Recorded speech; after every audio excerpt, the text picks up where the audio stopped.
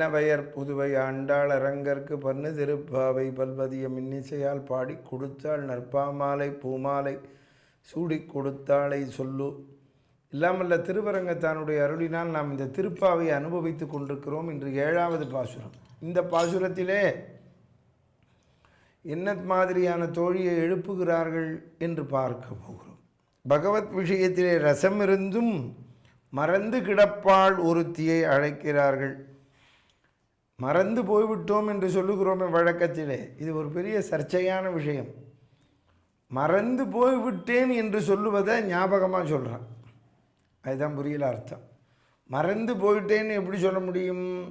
இந்த மறந்து போனேன் என்று சொன்னாலே என்ன பொருள் என்று தெரிந்து கொள்ளுங்கள். நினைவு இருக்கு வேண்டுமென்றே சொல்லுகின்றது. நான் மறந்துட்டேன் என்று எப்பொழுது சொன்னார்களோ அவர்கள் வேண்டுமென்றே அதில் ஈடுபடவில்லை. வேண்டுமென்றே என்றால் என்ன பொருள்? அந்த ஈடுபாட்டை முழுமையாக செலுத்தவில்லை என்று பொருள். ஆனால் இதில் 2 வகை உண்டு. ஈடுபாட்டை முழுமையாக செலுத்துவோனும் மறந்துடுத்துன்னு சொல்லுவான். அவன் எப்படி சொல்லுவான்னா, என்ன மாதிரி ஞாபக சக்தி உலகத்தில் உண்டா? இந்த ரொம்ப ஞாபக சக்தி உள்ளவனும் தான் செய்யாத பொழுது மறந்து விட்டேன் என்று சொல்லுவான். ரொம்ப ஞாபக சக்தி உள்ளவனை உலகமே நம்பும். அவருக்கு நல்ல ஞாபக சக்தி சார், அவரே ஏதோ மறந்துட்டார் அப்படின்னு சொல்லுவான். ஆனால் மறந்து விட்டேன் என்ற பதம் யார் உபயோகப்படுத்தினாலும் குற்றம் உள்ளது. ஏனால் அதை தங்களுக்கு சாதகமாக சொல்லக்கூடிய சொல். அதனால் இவா சொல்லட்டுமே என்று சொல்லுகிறார்கள். பொழுது விடிந்து விட்டது, எழுந்திருக்கவில்லையா என்று கேட்கிறார்கள். பொழுது விடிந்ததற்கு என்ன உங்களுக்கு அத்தாட்சி இருக்கிறது, உங்களுக்கு என்ன அறிகுறி கிடைத்தது என்கிறார்கள். அதற்கு பதில் சொல்லுகிறார்கள்.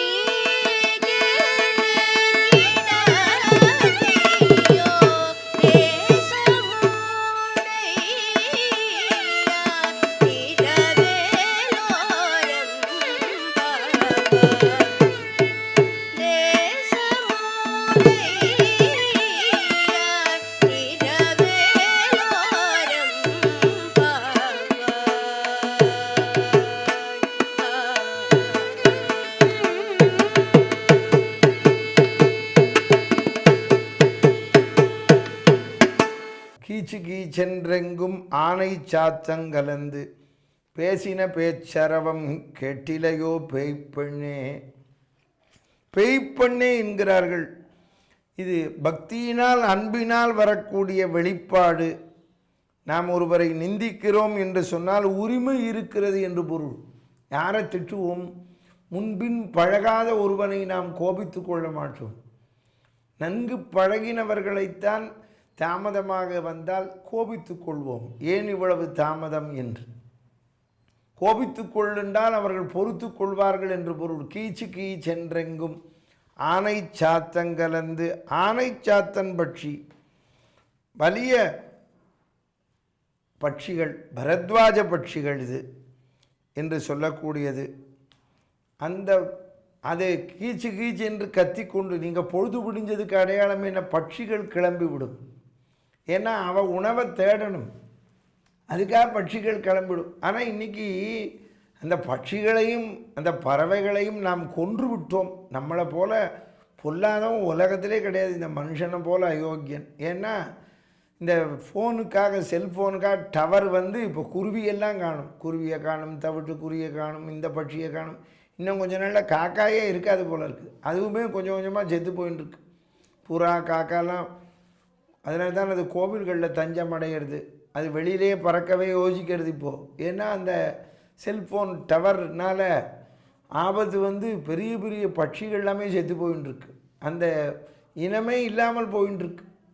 இனிமேல் நம்ம இந்த திருப்பாவையில் தான் பார்க்கணும் போல இருக்குது. கீச்சு கீச்சென்றெங்கும் ஆனை சாத்தங்கலந்து பேசின பேச்சரவம் கெட்டிலையோ பெய்ப்பண்ணே. பேச்சின் ஒலி, அவைகளுக்கு ஒலிதான், கத்துவது தான் பேச்சு. நாம் இப்போ பேசுகிறோம், நமக்கு குரல் இருக்குது. ஒரு நாய்க்கோ மாடுக்கோ பேச்சு வராது, ஆனால் அவைகளுக்கு சொல்ல தெரியாது, ஆனால் உணர தெரியும்.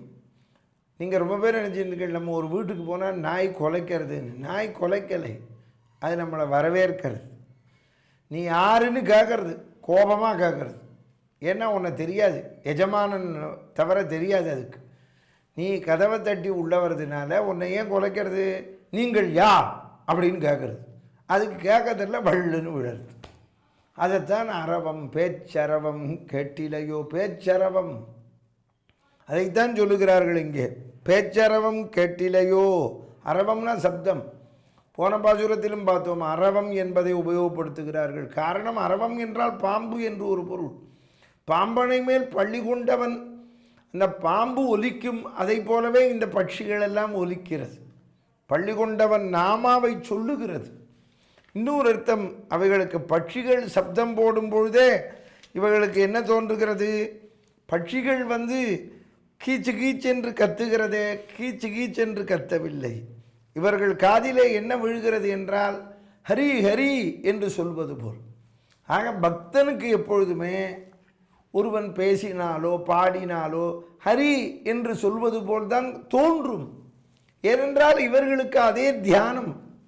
இதைத்தான் இன்னைக்கு மருத்துவத்தில், விஞ்ஞானத்தில் சொல்கிறா. நம்ம என்ன நினைக்கிறோமோ அதுதான் நடக்கும் என்று. பேச்சரவம் கேட்டிலையோ.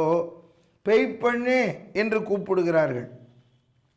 நீ பேய்ப்பண்ணே என்று ஏன் அழைத்தார்கள்? உரிமையோடு அழைக்கிறார்கள். பேய்தான் ஓரிடத்திலே இருக்கும், திடீரென்று கிளம்பி போகும், பிறருக்கு ஹிம்சையை கொடுக்கக்கூடியது. இவர்களுக்கு இதுவே தான் வேலை என்று பேசாமல் இருந்தால், உங்களுக்கு இதே தான் வேலை, உங்களுக்கு பொழுது விடிஞ்சது என்று ஏன் சொல்லுகிறீர்கள் என்றால், நீங்கள் எப்பொழுதுமே பகவத் தியானத்திலே இருப்பவர்கள். நீங்கள் உறங்கினால் தானே பொழுது விடிந்தது என்று சொல்வதற்கு என்று அவள் சொல்லுகிறாள் உள்ளே இருந்து. அதனால்தான் பேய்ப்பண்ணே. பகவத் சம்சேஷத்தை அறிந்திருந்தும், ரசத்தை அறிந்திருந்தும் அவள் அதை ஈடுபடாமல் இருப்பதனால் மதிக்கேடி என்கிறார்கள். பேய்ப்பண்ணே என்றால் என்ன? மதிக்கேடி, மூளை இல்லாதவளே. அப்போ மூளை இல்லாதவளா, மூளை கெட்டவளா? மூளை கெட்டவளே என்றால் தான் மூளை இருந்து கெட்டவள். மூளை இல்லாதவள் என்றால் இல்லாதவள். ஆனால் இருப்பதை நீ மறைத்து வைத்து கொண்டிருக்கிறாய். பேய்ப்பண்ணே சொல்லுகிறார்கள். காசும் பிறப்பும் கலகலப்ப கைபேர்த்து வாச நறுங்குழல் ஆய்ச்சியர் மத்தினால் ஓசைப்படுத்த தைரரவம் கேட்டில. ஏற்கனவே அரவ சப்தம் சொன்னார்கள். கீச்சு கீச்சுன்னு அந்த பட்சிகள் ஒலித்தது. இப்பொழுது பெண்கள் காசும் பிறப்பும் கலகலப்ப கைபேர்த்து, அச்சுத்தாலி ஆமைத்தாலி என்பார்கள். அதை போலே அவர்கள் அணிந்து கொண்டிருக்கிறார்கள். கழுத்திலே தாலி அணிந்திருக்கிறார்கள். அந்த காலத்திலே பார்த்தீங்கன்னா தங்கத்தை தொங்க விட்டு கொண்டிருப்பார்கள். அது இப்படி இவர்கள் உடல் அசையும் பொழுது மோதி சப்தம் கேட்கும். அது இடைச்சி பெண்கள் அல்லவா, மத்தை வைத்து தயிரை கடைகிறார்கள். அப்படி தயிரை கடையும் பொழுது இந்த தயிர் தெரிக்கிறது, சப்தம் கேட்கிறது. இப்படி அசைக்கும் பொழுது தயிர் கடைகிற போது, இன்றைக்கி அது இந்த காலத்தில் மாடர்னாக மிக்சின்னு வந்திருக்கு. அதையும் பட்டன் அமைக்கினா சத்தம் கேட்குறது, பெருசாக சத்தம் கேட்கும். அது அந்த காலத்திலே இப்படி தயிரை அசைக்கிறார்கள். ஆமாம், ஆனால் அந்த காலத்திலே அப்படி தயிர் கிடைக்கின்ற பொழுது ஓசைப்படுத்த தயிரவும். ஓசை என்றால் இந்த தயிருடைய சப்தம் மட்டுமல்ல, மத்து சப்தம் அல்ல. ஓசைப்படுத்த தயிரரவம் கேட்டிலையோ, கேட்டிலையோ ஆய்ச்சியர் மத்தினால் பார்க்கடலை வைத்து கடைந்தார்கள் இந்திராதி தேவார்கள். அவர்கள் கடைந்த பொழுது கூட விஷம் வந்தது, அமிர்தம் வந்தது. ஆனால் இவர்கள் ஆயர்பாடியிலே பெண்கள் தயிர் கடையும் பொழுது கிருஷ்ணனை பேசிக்கொண்டு, கிருஷ்ணன் நாமாவளியை சொல்லிக்கொண்டு கிடைக்கிறார்கள். அந்த காலத்திலே சொல்லுவார்கள், இன்னென்ன காரியம் செய்யும் பொழுது இந்தந்த நாமாவளி பாடுவார்கள். அப்படின்னா இந்த நாமாவளி பாடினால் இது நடக்கிறது என்று. அப்படி இந்த தயிரை கடையும் பொழுது கிருஷ்ண கிருஷ்ணா முகுந்தா ஜனார்தனா கிருஷ்ண கோவிந்த நாராயண ஹரே அச்சுதானந்த கோவிந்த மாதவா சச்சிதானந்த நாராயண ஹரே கிருஷ்ண கிருஷ்ணா முகுந்தா ஜனார்தனா கிருஷ்ண கோவிந்த நாராயண ஹரே. அப்படி மத்தை கடையும் பொழுது இந்த நாமாவளி பாடுவார்களாம். பகவன் நாமாவை நாங்கள் அடைந்து விட்டோம், பகவானை அடைந்து விட்டோம் என்று சொல்வது போல ஒவ்வொரு இடத்திற்கும் ஒவ்வொரு நாமாவளி பாடுவார்கள். ஒவ்வொரு விஷயத்தை சொல்லுவார்கள். ஒரு குழந்தையை குதிக்க வைக்க வேண்டும், ஒரு குழந்தையை பாட வைக்க வேண்டும் என்றால் அந்த குழந்தையை என்ன நாமாவளி பாடினால் அந்த குழந்தை எளிமையாக குதித்து அரவம் கொடுக்குமோ, சப்தம் கொடுக்குமோ, அந்த நாமாவளி சொல்லி கொடுப்பார்கள். ராதே ராதே ராதே ராதே ராதே கோவிந்தா அப்படின்னா அது குதிக்கும் அந்த குழந்தை. அந்த குழந்தைக்கு இப்பொழுது சொல்ல தெரியுமோ, தெரியாது. ஆனால் இந்த ஒலியை கேட்டவுடனே அது குதிக்கிறது. அதைத்தான் இங்கே ஆண்டாள் சொல்லுகிறாள். ஓசைப்படுத்த தைரரவம் கேட்டிலையோ நாயகப்பெண் பிள்ளாய் பெய்ப்பெண்ணே என்று அழைத்தார்கள். இப்பொழுது என்ன சொல்லுகிறார்கள்? நீ கேட்டு விட்டாய், நீ அனுபவித்து கொண்டிருப்பவள், தெரியாதது போல் உறங்கிக் கொண்டிருக்கிறாய். நாயகப் பெண் பிள்ளாய், நாராயணன் மூர்த்தி, நாயகப் பெண் பிள்ளாய், நாராயணன் மூர்த்தி.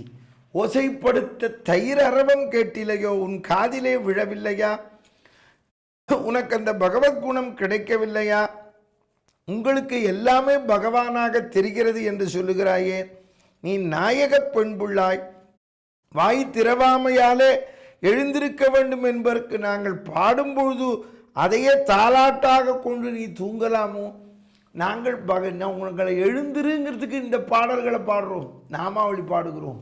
ஆனால் நீ இதை கேட்டு தூங்குற. இதில் ஒரு வேடிக்கை.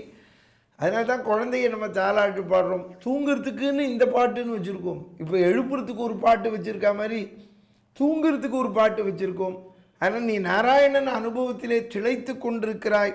நாராயணன் முகம் தோற்றமே அந்தர்யாமி என்று வாத்சல்யத்திலே ரட்சிக்கும் சர்வேஸ்வரனுடைய நாராயணன் நாமாவை சொல்லி கொண்டிருக்கிறாய். நாரமாகிய ஜலத்தில் இருப்பவன் தோஷங்களுக்கு ஒரு இருப்பிடமான வஸ்துக்களில் வியாபித்து நிற்கையாலே வாத்சல்யத்தின் குணம் வாசமாகிறது. பகவான் நாராயணனை ஏன் உயர்வாக சொல்லுகிறோம்?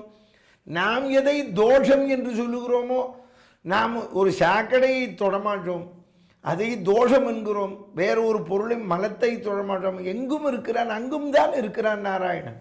அதனால அவனுடைய சௌலபியம். அதனால தான் நீங்கள் தெரிஞ்சுக்கணும், தோஷம் உள்ள வஸ்து. இப்போ நம்ம பிரமாமா சமுதாயத்தில் சொல்லிட்டு இருக்கோம், மனிதனுடைய மலத்தை மனிதனே எடுக்கக்கூடாதுன்னு. ஃப்ரெஷ் அவுட்டு கொண்டு வந்துட்டேங்கிறான். ஃப்ரெஷ் அவுட்டு கொண்டு வந்தாலும் அந்த சாக்கடை தண்ணி, அந்த மலை தண்ணி எங்கேயோ போய் கீழே போகிறது, ட்ரைனேஜ் ரோட்டில் அடியில் போகிறது. அதை அடைச்சு நுடுத்து அப்படின்னா அதை எடுக்க ஒரு மனுஷன் தானே வரான். ஒரு மிஷினை எடுத்துட்டு மனுஷன் தானே வரான், அவன் தானே அந்த உள்ளே இறங்கி எடுக்கணும் பாருங்க. அப்போ அவன் எப்படி எடுக்க முடிகிறது? அவனுக்கு நம்ம பணம் கொடுக்கலாம் சார், பணம் கொடுக்கறத பற்றியே பேசப்படாது. பணம் கொடுக்குறோம் அதனால் காரியம் பண்ணுறோன்னு சொல்லப்படாது. தயவு செய்து அப்படி சொல்லாதீர்கள் இந்த பிரசங்கம் கேட்பவர்கள். பணம் கொடுப்பதனால் ஒரு காரியம் ஆகாது. அந்த பணத்தை வாங்கி கொள்வதனால் காரியம் செய்யலை. அந்த சாக்கடை ஜலத்தை எடுக்கிறான், எடுப்பவன் மனுஷன். இவன் உள்ளிலும் நாராயணன் இருக்கிறான், அந்த சாக்கடை நீரிலும் நாராயணன் இருக்கிறான், தோஷமான இடத்திலும் இருக்கிறான். இவன் உள்ளில் இருந்து அந்த தோஷ வஸ்துவை அவன் கையில் எடுக்கிறான், எடுத்து அந்த மலக்குப்பையை தூக்கி வெளியே போடுகிறான். அப்பொழுது அவன் எடுக்கிறானே, அவனுக்கு துர்நாற்றம் வீசாதா? அவனுக்கு நோய் வராதா? நாம் யோசிக்க வேண்டும். ஏன் அவனுக்கு வரவில்லை? அங்கு நாராயணன் இருக்கிறான், அங்கு பகவான் இருக்கிறான், துண்டு செய்கிறான். அதைத்தான் இங்கு ஆண்டாள் நாச்சியார் சொல்லுகிறார்கள், அன்றே எழுதி வைத்திருக்கிறார்கள். அந்த மாதிரி இருப்பவர்களை நாம் நாராயணனாக பாவிக்க வேண்டும், அந்த தொண்டர்களை. அதைத்தான் சொல்லுகிறார்கள். நாராயணன், நாராயணன் மூர்த்தி அவதாரம் செய்திருக்கிறான். அவன் சௌலபியம், சௌசீல்யம், எளிமை. அவனுடைய பகவான்கிறத விட்டு எளிமையாக இருக்கான், நம்முடைய கண்ணுக்கு தோற்றும்படியாக இருக்கிறான், அவதாரம் செய்திருக்கிறான். அதனால்தான் அவனுக்கு கேசவன்னு பேர் வச்சோம். நாராயணன் மூர்த்தி கேசவனை பாடவும் நீ கேட்டே கிடத்தியே தேசமுடையாய் திரவேலோர் எம்பாவாய். கேசவனை பாடவும் நீ கேட்டே கிடத்தியே. ஜனார்தனனே, துஷ்ட ஆத்மாவான கேசி உன்னாலேயே கொல்லப்பட்டவன்.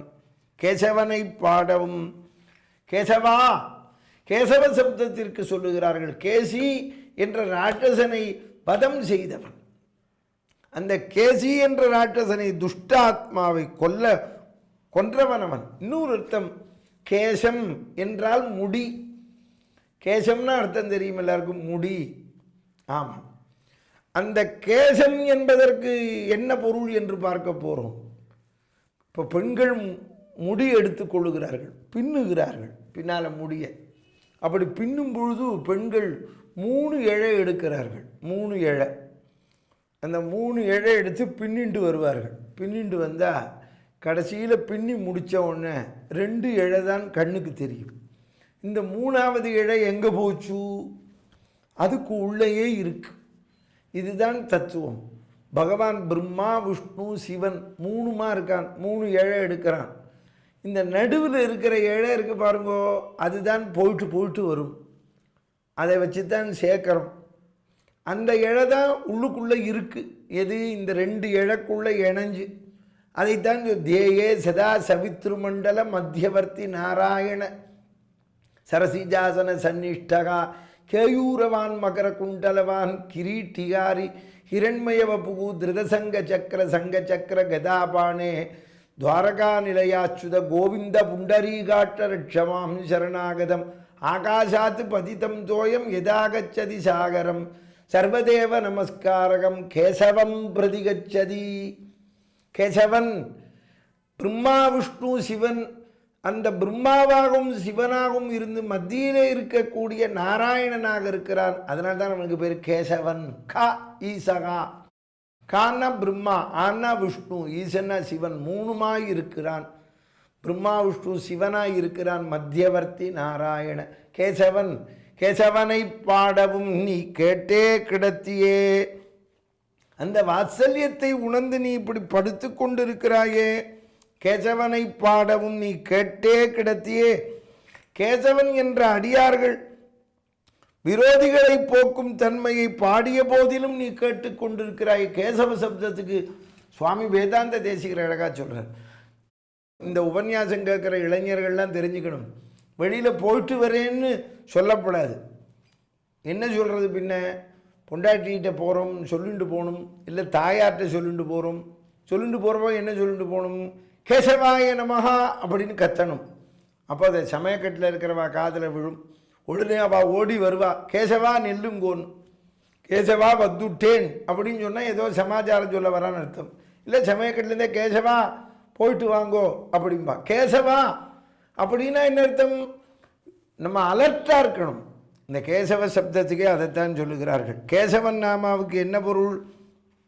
அந்த கேசவனுடைய நாமாவை சொன்ன பொழுதிலும் கேட்டுக்கொண்டு நீ இப்படியே இருக்கிறாயே, நீ கேசவன் மூர்த்தி என்ற சௌசீல்யத்தை சொன்ன பொழுதும் விரோதிகளை போக்கும் தன்மையை பாடிய பொழுதும் நீ கேட்டுக்கொண்டிருக்கிறாயே. மாதவ கேசவ மதுசூதன ஸ்ரீதர கோவிந்த தாமோதர மாதவ கேசவ பின்னால சொல்ல போறா. வங்க கடல் கடைந்த மாதவனை கேசவனைன்னு. கேசவ சப்தத்தை எடுக்காத இடம் கிடையாது. அதனால கேசவா என்று சொன்ன பொழுது நம்மிடத்திலே இருக்கின்ற பாவங்கள் போய்விடும் என்று அவர் தமப்பனாரும் சொல்லி இருக்கிறார்கள். பெரியோர்கள் எல்லோருமே சொல்லி இருக்கிறார்கள். பெரியாழ்வார் சொல்லி இருக்கிறார். எல்லோரும் சொல்லி இருக்கிறார்கள். கெடுமிடையராயில் கேசவா, கேசவா என்று சொன்னால் போதும், கேசவன் நாமாவை சொன்னுங்கள். அதனால தான் பெரியோர்கள் பேர் வைப்பா. அந்த காலத்திலலாம் 10 பேர் பிறந்தா 5 பேர் பிறந்தா ஒரு பையனுக்கு கேசவன்கிற நாமா வைப்பா. எத்தனை நாமா இருந்தாலும் வீட்டில், ஆமாம், ஏதோ அந்த சப்தம் இருந்துகிட்டே இருக்கும், அந்த ஊர் பூரும் இருக்கும். அதனால தான் கேசவனை பாடவும் நீ கேட்டே கிடத்தியே, கேசவனை பாடவும் நீ கேட்டே. கேசவன் நாராயணன் மூர்த்தி கேசவன். கேசவனை பாடினால் என்ன வரும்? கேட்டே கிடத்தியே தேசமுடையாய். தேசம்னா என்ன? தேஜஸ். பகவன் நாமாவை நாம் சொல்ல சொல்ல நமக்கு தேஜஸ் வரும். தேஜஸ்னா என்ன? முகத்திலே ஒளி வரும், முகத்திலே ஒரு பொலிவு வரும். பொலிக பொலிக பொலிகன்னாரே ஆழ்வார். நம் முகத்திலே என்ன வரும்? பொலிவு வரும். தெரிந்து கொள்ளுங்கள். ரொம்ப பேர் நினச்சிருக்கா சிகப்பு கருப்புன்னு. சிகப்பு கருப்புக்கே பிரச்சனை இல்லை. ரொம்ப பேர் தோல் சிகப்பாக இருந்தால் சிகப்பு, தோல் கருப்பு, அதல்ல. தேஜஸ் வேறு. பகவன் நாமாவை சொல்ல சொல்ல நம்மிடத்திலே இருக்கக்கூடிய இந்த தோலிலேயே மாற்றம் வரும். ஒருத்தன் கருப்பாக இருப்பான், பகவான் நாமா சொல்ல சொல்ல பகவானை பூஜை பண்ண கருப்பே உதிர்ந்துடும், கருப்பு போய்விடும். ஏன் போகிறது? பகவான் உள்ளே குடிகொள்ளுகிறான், கேசவன் உள்ளே குடிகொள்ளுகிறான், நமக்கு அது குறைந்து விடுகிறது. அதனால் தான் இந்த கேசவன் நாமாவை கேட்க கேட்க நாம தெரிந்து கொள்ள வேண்டும். கேசவன் நாமா, அதைத்தான் இந்த இடத்திலே சொல்லுகிறார்கள். தேசமுடையாய் திரவேலோர் நாராயணன் மூர்த்தி, அவனுடைய அவதாரமான கண்ணனை பாடவும் நாங்கள் பாடவும் நீ கேட்டுக்கொண்டு இருக்கிறாய். தேசமுடையாய், தேஜஸை உடையவளே நீ கதவை திற. அவர்கள் என்ன சொல்லுகிறார்கள்? நீ கேட்டுக்கொண்டு படுத்து கொண்டு இருக்கிறாய். கரண் முதலிய எதிரிகளை கொன்றவன், மகரிஷிகளுக்கு சௌக்கியத்தை கொடுப்பவன் அந்த ராமன் பார்த்து வைதேகி பிரீத்தி அடைந்தாள். கணவனான ராகவனை பார்த்து கரனை கொன்றதினால் ஓடிப்போய் ஆலிங்கனம் செய்து கொண்டாள் அந்த ராமனை. அதை போல நீ ஜனகராஜன் திருமகளைப் போல் நீயும் கிருஷ்ணனை அணைக்க புறப்படுவாய். இந்த கரண வதம் பண்ணான் பகவான். கரண வதம் பண்ணுற போது வில்ல வளைச்சு அப்படி காலை பின்னால் வச்சு பானம் போட்டான். காலை பின்னால் வச்ச உடனே சீதை நினைச்சாலாம், ராட்சசனை பார்த்து ஏதோ பயந்துட்டான் போல இருக்குன்னு. அவன் கேட்குறா, ஏன் காலை பின்னால் வச்சேன்னு. இல்லை, அவன் மாம்சத்தை கக்கறான், என் மேலே படப்படாதுன்னு காலை பின்னால் வச்சேன்னா. இன்றைக்கி பிரமாமா இப்படி பின்னால் காலை வச்சு இதை இழுத்து அப்படி பானம் போட்டார் ராமர். அப்படி பானம் இன்றைக்கி கிரிக்கெட்டில் சொல்கிறான் பாருங்கோ, ஸ்கொயர் கட் பண்ணணும்னா காலை அப்படி பேக் ஃபுட்டில் வச்சு அப்படி அடிக்கிறானோ இல்லையோ, அது மாதிரி இதை கொண்டு வந்தது ராமர் தான். அதை காலை பின்னால் வச்சு பேக் ஃபுட்டில் வச்சு ஸ்கொயர் கட் அடிக்கிற மாதிரி அப்படி போட்டார் பானத்தை. அப்படி போட்டவுடனே என்னாச்சு, அவன் கீழே விழுந்தான். இதை கேட்டவுடனே சீதை ஓடி போய் ஆலிங்கனம் பண்ணிட்டாளாம். அது மாதிரி நீ கிருஷ்ணனை அனுபவிக்கிறதுக்கு ஓடி வர வேண்டும். ஜனக மகாராஜாவினுடைய புத்திரியை போலே அவன் பெருமையை நாங்கள் சொல்லிவிட்டோம். நீ எப்பொழுது பகவத் குணத்தை கேட்டையோ, பகவன் நாமாவை கேட்டையோ, பகவானுடைய பெருமையை கேட்டையோ, பகவானுடைய எளிமையை கேட்டையோ, நீ கேட்ட மாத்திரத்திலேயே சொல்லி கொண்டிருக்கிறாய் உள்ளே என்று தெரிகிறது. உன்னுடைய தேஜஸ், உன்னுடைய ஒளி அந்த வீட்டிற்குள்ளே பட்டு உன் வீடே பிரகாசமாக இருக்கிறது. நீ கேட்டாய பொழுது விடிந்ததா என்று. எங்களுக்கு சூரியன் வந்து விடிந்தான். நீ நாமாவை கேட்டு கேட்டு நாமாவை சொல்லி சொல்லி உனக்கு தேஜஸ் உன்னுடைய ஒளியினாலேயே உன் வீடு பிரகாசமாக இருக்கிறது. இதிலிருந்தே நீ தெரிந்து கொள்ள வேண்டாமா பொழுது விடிந்து விட்டது என்று? தேசமுடையாய், உன்னுடைய தேஜஸ் இருக்கிறதே, நிலாவாகாமல் உன்னை காணாமல் இருட்டறை கிடக்கின்ற எங்களுக்கு அந்த அந்தகாரத்தை போக்கிக் கொண்டிருக்கிறாய். திறவாய், நீ உறங்கிக் கொண்டிருக்கிறாயே. கிருஷ்ணன் கேசியை கொன்றதை அனுசந்திக்கிறார்கள் இவர்கள். திருமேனியில் பட்டது. இந்த தேஜஸ் என்பதுக்கு என்ன சொல்லுகிறார்கள்? கேசவ சப்தத்தை சொன்ன எங்களுக்கு தேஜஸ் கிடைத்தது, கேட்டுக்கொண்டிருக்கின்ற உனக்கு தேஜஸ் கிடைத்தது. அதைத்தான் சொல்லுகிறார்கள். கேசவனை பாடவும் நீ கேட்டே கிடத்தியே, கேட்டுண்டே படுத்துட்டுருக்கியே சொல்கிறா. நம்ம இப்போ யாராவது படுத்துட்டே இருக்கான்னு வச்சுக்கோங்க, அவனை எழுப்பினுக்க, என்னடா ரொம்ப நேரமாக எழுப்புகிறோம், கேட்டுட்டே படுத்துட்டு இருக்கியே, நீ எழுந்திருக்க வேண்டாமா, சுறுசுறுப்பாக எழுந்திரு அப்படின்னு சொல்லுகிறார்கள் அல்லவா. நீ கேட்டே கிடத்தியே தேசமுடையாய் திரவேலோர் எம்பாவாய், நீ திரவு. இதிலிருந்து என்ன சொல்லுகிறார்கள்? நாராயணன் மூர்த்தி கேசவனை பாடவும். ஆக நம் ஒருவரை எழுப்ப வேண்டும் என்றால் கூட எழுந்திரு, பொழுது விடிந்தது என்று சொல்லாதீர்கள். வீட்டிலே நாராயணா, கேசவா, மாதவா என்று சொல்லி எழுப்புங்கள். அவர்கள் காதிலே நல்ல நாமா விழும். நாராயணா, கேசவா, கேசவா என்று சொல்லி எழுப்புங்கள். அவர்களுக்கும் பொலிவு வந்துவிடும், புத்துணர்வு வந்துவிடும். அதைத்தான் ஆண்டாள் நாச்சியார் சொல்லுகிறார்கள். அதனால் எழுந்திரு, எழுந்திரு, பொழுது விடிஞ்சுருத்து அப்படி எழுப்பாதீர்கள். ஸ்கூலுக்கு போகணும், ஆஃபீஸுக்கு போகணும் அப்படி எழுப்பாதீர்கள். நாராயணா கேசவா, நாராயணா கேசவா அப்படின்னு சொல்லுங்கள். ஓ, அவள் காதில் விழுந்தோன்னு நேரமாச்சு போல இருக்கு, எழுந்திருப்போம் என்று நினைப்பார்கள். நமக்கு பகவன் நாமாவும் சொன்ன புண்ணியம் வந்துருத்து, அவளுக்கு கேட்ட புண்ணியம் வந்துருத்து. அப்போ நம்ம வீட்டில் பகவன் நாமாவே ஒலிக்கும். அப்போ நமக்கு தெம்பு வந்து விடும். இதைத்தான் ஆண்டாள் சொல்லுகிறார். இன்றைக்கி சைக்காலஜியில் டாக்டராக தான் சொல்கிறான். எப்போவுமே நல்லதை பேசி நல்லதை கேளுங்கன்னு சொல்கிறான். அது கேட்டால் தான் நம்முடைய பாதகமெல்லாம் போய்விடும் என்று சொல்லி மேலே பார்ப்போம். பாதகங்கள் தீர்க்கும் பரமனடி காட்டும் வேதம் அனைத்துக்கும் வித்தாகும் கோதை தமிழை ஐந்தும் ஐந்தும் அறியாத மானுடரை வையம் சுமப்பதும் அம்பு என்று கூறி வசுதேவ சுதம் தேவம் கம்சச்சானூரமர்தனம் தேவகி பரமானந்தம் கிருஷ்ணம் வந்தே ஜெகத்குரும் என்று கூறி இந்த அளவில் திருநிறைவு செய்கின்றேன்.